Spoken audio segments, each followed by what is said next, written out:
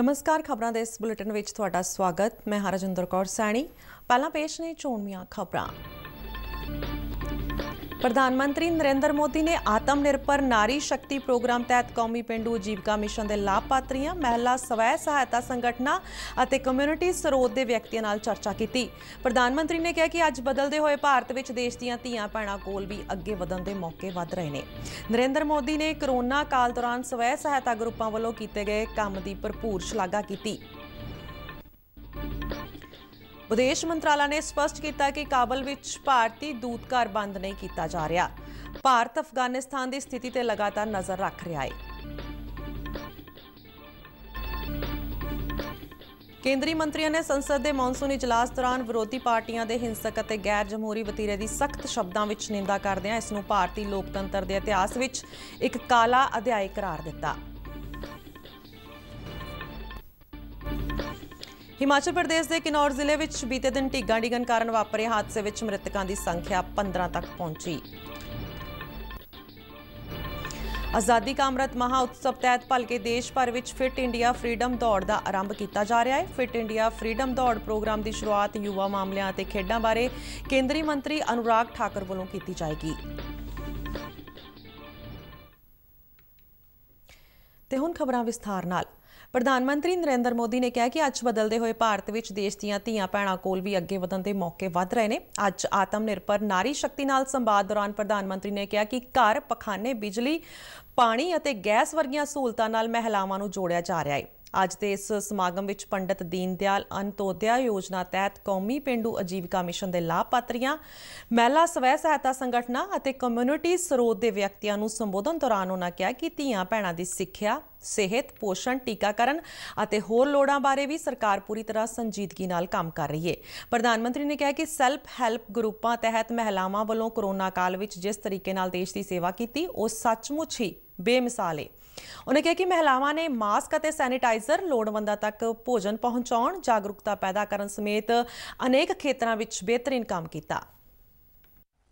साथियों, स्वयं सहायता समूह और दीनदयाल अंत्योदय योजना आज ग्रामीण भारत में एक नई क्रांति ला रही है और इस क्रांति की मशाल आज बदलते हुए भारत में देश की बहन बेटियों के पास भी आगे बढ़ने के अवसर बढ़ रहे हैं। घर, शौचालय, बिजली, पानी, गैस जैसी सुविधाओं से सभी बहनों को जोड़ा जा रहा है। बहनों बेटियों की शिक्षा, स्वास्थ्य, पोषण, टीकाकरण और दूसरी जरूरतों पर भी सरकार पूरी संवेदनशीलता से काम कर रही है। बीते 6-7 वर्षों में महिला स्वयं सहायता समूहों ने के आंदोलन और तेज हुआ है। आज देश भर में लगभग 70 लाख सेल्फ हेल्प ग्रुप है, जिनसे लगभग 8 करोड़ बहनें जुड़ी हैं। पिछले 6-7 सालों के दौरान स्वयं सहायता समूहों में 3 गुना से अधिक बढ़ोतरी हुई है। प्रधानमंत्री ने कहा कि देश ਨੂੰ सिंगल यूज प्लास्टिक तो मुक्त करवाउण बारे अभियान अजे चल रहा है, जिस विच सैल्फ हैल्प ग्रुपों की दोहरी भूमिका है। उन्होंने कहा कि सिंगल यूज प्लास्टिक ਨੂੰ ਲੈ ਕੇ जागरूकता ਵਧਾਉਣ ਦੇ ਨਾਲ-ਨਾਲ ਇਸ ਤੇ ਬਦਲ ਲਈ ਵੀ ਕੰਮ करना है। नरेंद्र मोदी ने कहा कि भारत में खिडौणियां नूं भी सरकार प्रोत्साहन दे रही है। उन्होंने कहा कि खास करके साडे आदिवासी खेत्रां दीआं महिलावां रवायती तौर ते खिडौणे बनाउण दे काम विच जुटियां होईयां ने, जिन्हां नूं सरकार वालों हर संभव मदद दी जा रही है। प्रधानमंत्री ने कहा कि इस विच भी सैल्फ हैल्प ग्रुपों लई बहुत संभावनावां ने। हेल्प ग्रुप की दोहरी भूमिका है। आपको सिंगल यूज प्लास्टिक को लेकर जागरूकता भी बढ़ानी है और इसके विकल्प के लिए भी काम करना है। प्लास्टिक के थैले की जगह जूट या दूसरे आकर्षक बैग आप ज्यादा से ज्यादा बना सकती हैं। आप अपना सामान सीधे सरकार को बेच सकें, इसके लिए भी एक व्यवस्था 2-3 वर्षों से चल रही है। जैसा मैंने पहले कहा, उसको GEM government e market place कहते हैं। इसका भी सेल्फ हेल्प ग्रुप को पूरा लाभ उठाना चाहिए। साथियों, इससे न सिर्फ महिलाओं की गरिमा बढ़ी है, बल्कि बेटियों बहनों का आत्मविश्वास भी बढ़ रहा है। ये आत्मविश्वास हम खेल के मैदान से लेकर साइंस, टेक्नोलॉजी और युद्ध के मैदान तक देख रहे हैं। ਵਿਦੇਸ਼ ਮੰਤਰਾਲਾ ਨੇ ਸਪਸ਼ਟ ਕੀਤਾ ਕਿ ਕਾਬੁਲ ਵਿੱਚ ਭਾਰਤੀ ਦੂਤਘਰ ਬੰਦ ਨਹੀਂ ਕੀਤਾ ਜਾ ਰਿਹਾ ਤੇ ਭਾਰਤ ਲਗਾਤਾਰ ਅਫਗਾਨਿਸਤਾਨ ਦੀ ਸਥਿਤੀ ਤੇ ਨਜ਼ਰ ਰੱਖ ਰਿਹਾ ਹੈ। ਅੱਜ ਨਵੀਂ ਦਿੱਲੀ ਵਿੱਚ ਇੱਕ ਪ੍ਰੈਸ ਕਾਨਫਰੰਸ ਦੌਰਾਨ ਵਿਦੇਸ਼ ਮੰਤਰਾਲਾ ਦੇ ਬੁਲਾਰਾ ਅਰੀਦਮ ਬਾਗਚੀ ਨੇ ਕਿਹਾ ਕਿ ਅਸੀਂ ਕਾਬੁਲ ਤੇ ਤਾਲਿਬਾਨ ਦੇ ਕਬਜ਼ੇ ਨੂੰ ਲੈ ਕੇ ਕੋਈ ਅਨੁਮਾਨ ਨਹੀਂ ਲਗਾਉਣਾ ਚਾਹੁੰਦੇ। ਉਹਨੇ ਕਿਹਾ ਕਿ ਭਾਰਤ ਹਮੇਸ਼ਾ ਹੀ ਅਫਗਾਨਿਸਤਾਨ ਵਿੱਚ ਸ਼ਾਂਤੀ ਦਾ ਪੱਖ ਧਰ ਰਿਹਾ ਹੈ। We had here a high-level visitor a few days ago. Mutlaq bin Majid Al-Khatani, Special Envoy of the Foreign Minister of Qatar for Counter-Terrorism and Mediation of Conflict Resolution. He was here earlier this week from August 5th to 8th. As part of his official engagements, he of course met External Affairs Minister as well as Foreign Secretary. Discussions were held on the situation in Afghanistan, a need for a peaceful and stable Afghanistan. He also discussed, of course, bilateral relations with Secretary CPV. He had also extended an invitation to India to participate in a meeting in Doha today, 12th, which actually we have participating, our Joint Secretary looking after Pakistan, Afghanistan and ਕੇਂਦਰੀ ਮੰਤਰੀਆਂ ਨੇ ਸੰਸਦ ਦੇ monsoon ਇਜਲਾਸ ਦੌਰਾਨ ਵਿਰੋਧੀ ਪਾਰਟੀਆਂ ਦੇ ਹਿੰਸਕ ਅਤੇ ਗੈਰ ਜਮਹੂਰੀ ਵਤੀਰੇ ਦੀ ਸਖਤ ਸ਼ਬਦਾਂ ਵਿੱਚ ਨਿੰਦਾ ਕਰਦਿਆਂ ਇਸ ਨੂੰ ਭਾਰਤੀ ਲੋਕਤੰਤਰ ਦੇ ਇਤਿਹਾਸ ਵਿੱਚ ਇੱਕ ਕਾਲਾ ਅਧਿਆਇ ਕਰਾਰ ਦਿੱਤਾ ਹੈ। ਅੱਜ ਨਵੀਂ ਦਿੱਲੀ ਵਿੱਚ ਕੇਂਦਰੀ ਮੰਤਰੀ ਪਿਊਸ਼ ਗੋਇਲ, ਧਰਮੇਂਦਰ ਪ੍ਰਧਾਨ, ਮੁਖਤਾਰ ਅਬਾਸ ਨਕਵੀ, ਪ੍ਰਹਲਾਦ ਜੋਸ਼ੀ, ਭੁਪਿੰਦਰ ਸਿੰਘ, ਅਨੁਰਾਗ ਸਿੰਘ ਠਾਕਰ, ਅਰਜੁਨ ਰਾਮ ਮੇਘਵਾਲ ਅਤੇ ਵੀ ਮੁਰਲੀਧਰਨ ਨੇ ਇੱਕ ਸਾਂਝੀ ਪ੍ਰੈਸ ਕਾਨਫਰੰਸ ਦੌਰਾਨ ਕਿਹਾ ਕਿ ਵਿਰੋਧੀ ਪਾਰਟੀਆਂ ਦੇ ਮੈਂਬਰਾਂ ਵੱਲੋਂ ਸਦਨ ਵਿੱਚ ਰੂਲ ਬੁੱਕ ਪਾੜਨਾ ਸਭ ਤੋਂ ਵੱਧ ਗੈਰ ਸੰਸਦੀ ਵਤੀਰਾ ਸੀ ਅਤੇ ਅਜਿਹਾ ਸੰਸਦ ਵਿੱਚ ਪਹਿਲਾਂ ਕਦੀ ਨਹੀਂ ਦੇਖਿਆ ਗਿਆ। ਉਹਨੇ ਕਿਹਾ ਕਿ ਵਿਰੋਧੀ ਪਾਰਟੀਆਂ ਦਾ ਵਤੀਰਾ ਦਿਨੋਂ ਦਿਨ ਸ਼ਰਮਨਾਕ ਹੁੰਦਾ ਜਾ ਰਿਹਾ ਹੈ। ਉਹਨਾਂ ਕਿਹਾ ਕਿ ਵਿਰੋਧੀ ਧਿਰ ਨੇ ਜਨਤਕ ਤੌਰ ਤੇ ਕਹਿ ਦਿੱਤਾ ਸੀ ਕਿ ਇਸ ਵਾਰ ਮੌਨਸੂਨ ਸੈਸ਼ਨ ਚੱਲਣ ਨਹੀਂ ਦਿੱਤਾ ਜਾਏਗਾ ਅਤੇ ਉਹਨਾਂ ਦਾ ਇਰਾਦਾ ਸੰਸਦ ਵਿੱਚ ਕੰਮਕਾਰ ਨੂੰ ਰੋਕਣਾ ਸੀ। ਮੰਤਰੀਆਂ ਨੇ ਕਿਹਾ ਕਿ ਸਰਕਾਰ ਨੇ ਕਈ ਮੌਕਿਆਂ ਤੇ ਚਰਚਾ ਕਰਵਾਉਣ ਦੀ ਪੇਸ਼ਕਸ਼ ਕੀਤੀ ਪਰ ਇਹਨਾਂ ਅਪੀਲਾਂ ਦਾ ਉਹਨਾਂ ਤੇ ਕੋਈ ਅਸਰ ਨਹੀਂ ਹੋਇਆ। ਇੱਥੋਂ ਤੱਕ ਕਿ ਵਿਰੋਧੀ ਮੈਂਬਰਾਂ ਨੇ ਮਾਣਯੋਗ ਮੰਤਰੀ ਦੇ ਹੱਥੋਂ ਕਾਗਜ਼ ਫੜ ਕੇ ਪਾੜ ਦਿੱਤੇ।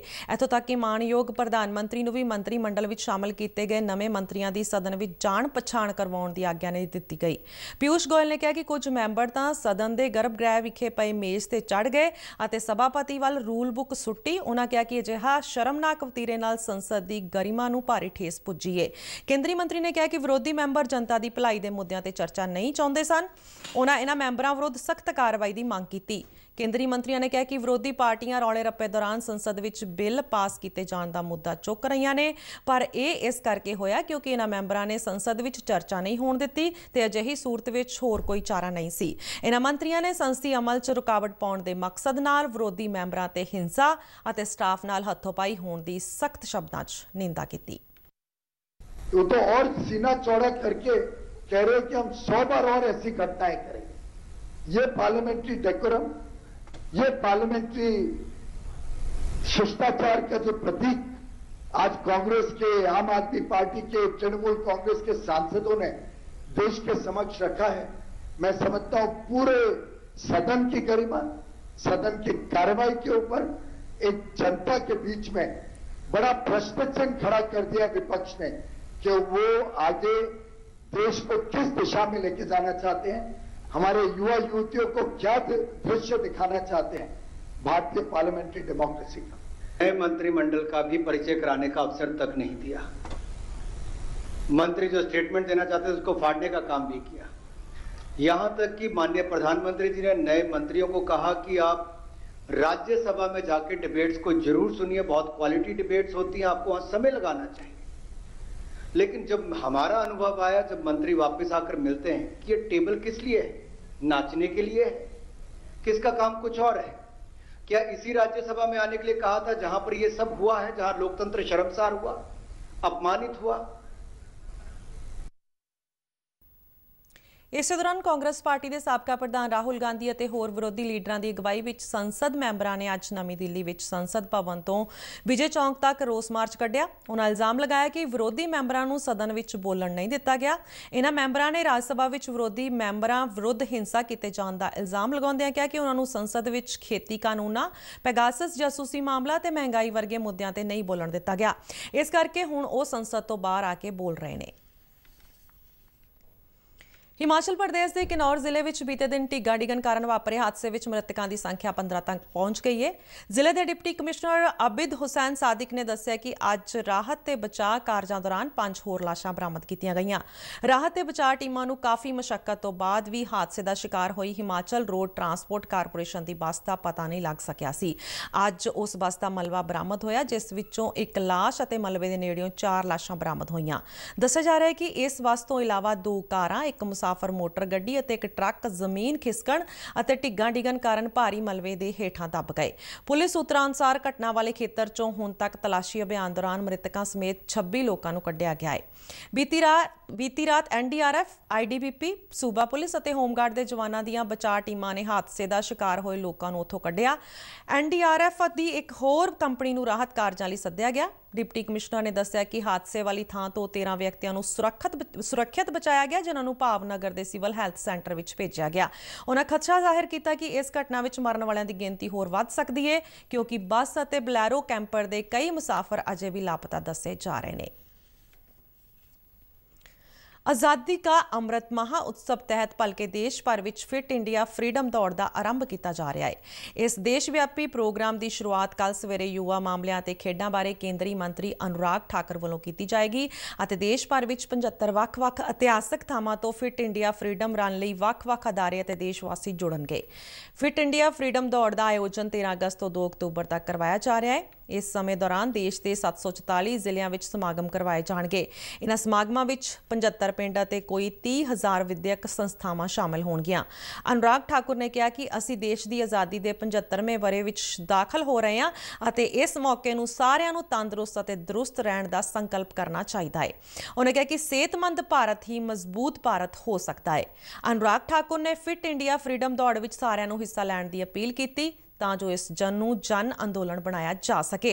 ਉਹਨਾਂ ਕਿਹਾ ਕਿ ਇਸ ਦੌੜ ਦਾ ਮਕਸਦ ਲੋਕਾਂ ਨੂੰ ਆਪਣੀ ਫਿਟਨੈਸ ਸੰਬੰਧੀ ਗਤੀਵਿਧੀਆਂ ਲਈ ਉਤਸ਼ਾਹਿਤ ਕਰਨਾ ਹੈ ਤਾਂ ਜੋ ਲੋਕਾਂ ਨੂੰ ਮੋਟਾਪੇ, ਸੁਸਤੀ ਅਤੇ ਤਣਾਅ ਸਮੇਤ ਹੋਰ ਬਿਮਾਰੀਆਂ ਤੋਂ ਨਿਜਾਤ ਮਿਲ ਸਕੇ। अनुराग ठाकुर ने ਪ੍ਰਧਾਨ ਮੰਤਰੀ ਵੱਲੋਂ ਦਿੱਤੇ ਗਏ ਫਿਟਨੈਸ ਕੀ ਡੋਜ਼ आधा घंटा रोज ਦੇ ਮੰਤਰ ਨੂੰ ਵੀ ਚੇਤੇ ਕਰਵਾਇਆ। आज़ादी के 75 वर्ष अमृत महोत्सव मनाने हम जा रहे हैं। उसी दृष्टि से देश के युवाओं को हम प्रेरित कर रहे हैं, आह्वान कर रहे हैं कि आप आइए, फिट इंडिया फ्रीडम रन में पार्टिसिपेट कीजिए, रन फॉर इंडिया और फिटनेस का डोज आधा घंटा रोज, ये करना जरूरी है। और जब देश के लोग फिट रहेंगे तो देश अपने आप फिट और हिट रहेगा। पंजाब के मुख मंत्री कैप्टन अमरिंदर सिंह ने अज कौमांतरी युवक दिवस मौके पेंडू ते शहरी खेतर के करोना वलंटियरां नूं खेड किट्टां वंडण की शुरुआत की, जिन्हां ने इस महामारी की दूजी लहर खिलाफ सूबा सरकार वालों विड्डी जंग विच बेहद अहम योगदान पाया। इस उद्यम की अंशिक शुरुआत करते हुए मुख मंत्री ने अपने सरकारी निवास स्थान ते निजी तौर पर 10 वलंटियरां नूं खेड किट्टां की वंड की। नौजवानों नाल गलबात करते हुए मुख मंत्री ने उन्हां वालों कोरोना वायरस के होर फैलाव नूं रोकण लई लोकां विच सेहत संबंधी प्रोटोकॉल अते टीकाकरण की महत्ता बारे जागरूकता फैलाउण हित पाए योगदान की शलाघा की। सूबे विच कोविड करके 16,000 मौतां ते अफसोस ज़ाहिर करते हुए मुख मंत्री ने कहा कि जेकर नौजवानों वालों वड्डी पद्धर ते खास तौर ते दूजी लहर दौरान लोकां नूं तुरंत इलाज करवाउण अते टीकाकरण लई प्रेरित ना कीता जांदा तां इह गिणती वध भी हो सकदी सी। मुख मंत्री ने इन्हां वलंटियरां नूं अमरीका वर्गे देशां ते कई सूबिਆਂ ਵਿੱਚ ਵਧਦੇ ਮਾਮਲਿਆਂ ਦੇ ਮੱਦੇਨਜ਼ਰ ਤੀਜੀ ਲਹਿਰ ਦੀ ਸੰਭਾਵਨਾ ਨੂੰ ਦੇਖਦੇ ਹੋਏ ਲੋਕ ਜਾਗਰੂਕਤਾ ਮੁਹਿੰਮ ਜਾਰੀ ਰੱਖਣ ਲਈ ਵੀ ਕਿਹਾ। ਯੁਵਕ ਸੇਵਾਵਾਂ ਵਿਭਾਗ ਦੇ ਉਪਰਾਲਿਆਂ ਦੀ ਸ਼ਲਾਘਾ ਕਰਦੇ ਹੋਏ ਕੈਪਟਨ ਅਮਰਿੰਦਰ ਸਿੰਘ ਨੇ ਕਿਹਾ ਕਿ ਨੌਜਵਾਨਾਂ ਨੂੰ ਖੇਡ ਕਿੱਟਾਂ ਦਿੱਤੇ ਜਾਣ ਨਾਲ ਉਹਨਾਂ ਨੂੰ ਵੱਡੀ ਪੱਧਰ ਤੇ ਖੇਡ ਗਤੀਵਿਧੀਆਂ ਵਿੱਚ ਸ਼ਮੂਲੀਅਤ ਕਰਨ ਲਈ ਉਤਸ਼ਾਹ ਮਿਲੇਗਾ ਅਤੇ ਉਹਨਾਂ ਖਿਡਾਰੀਆਂ ਤੋਂ ਪ੍ਰੇਰਨਾ ਵੀ ਮਿਲੇਗੀ ਜਿਨ੍ਹਾਂ ਨੇ ਹਾਲ ਹੀ ਵਿੱਚ ਟੋਕੀਓ ਵਿਖੇ ਹੋਈਆਂ ਓਲੰਪਿਕ ਖੇਡਾਂ ਵਿੱਚ ਸ਼ਾਨਦਾਰ ਕਾਰਗੁਜ਼ਾਰੀ ਵਿਖਾਈ। देश विच कोरोना के 41,195 नवे मामलों की पुष्टि हुई है। इस नाल देश विच कुल पॉजिटिव ऐलाने गए मामलों की गिनती 3,20,77,000 तो पार हो गई है। बीते 24 घंटे दौरान इस महामारी नाल 490 होर मौतां होईयां। देश विच हुण तक कोरोना नाल 4,29,669 मौतां हो चुकियां ने। केंद्रीय सेहत मंत्रालय वालों जारी बयान मुताबक एक्टिव मामलों 1,636 केसां का वाधा दर्ज किया गया तो हुण यह वध के 3,86,351 तक पुज गया है। भारत में एक्टिव मामलों की दर 1.21% दर्ज की है। सेहतयाबी की गल करिए तो 39,069 होर मरीजों को सेहतयाब ऐलानिया गया है, जिस नाल सेहतयाब होने वाले व्यक्तियों की कुल गिनती 3,12,60,000 तो पार हो गई है। इस आंकड़े नाल भारत ने रिकवरी की सब तो उच्ची दर 97.45% हासिल कर ली है। महामारी नाल मरन वालों की दर 1.34% दर्ज की जा रही है। दूजे पासे ICMR वालों जारी अंकड़ियां मुताबक हुण तक 48,73,70,196 नमूनों की कोरोना जांच की गई है। बीते 24 घंटे दौरान 21,24,953 कोरोना नमूनों की जांच मुकम्मल हो गई है। कौमी वैक्सीनेशन मुहिम की गल करिए तो हुण तक देश में 52,36,71,019 लाभार्थियों को भी कोविड वैक्सीन दी जा चुकी है। 44,19,627 अजिहे लाभार्थी ने जिन्होंने टीके दी खुराकां पिछले 24 घंटे दौरान दित्तियां गईयां ने। ते इस नाल ही खबरां दा बुलेटिन खत्म हुंदा है। इजाजत दिओ। धन्नवाद।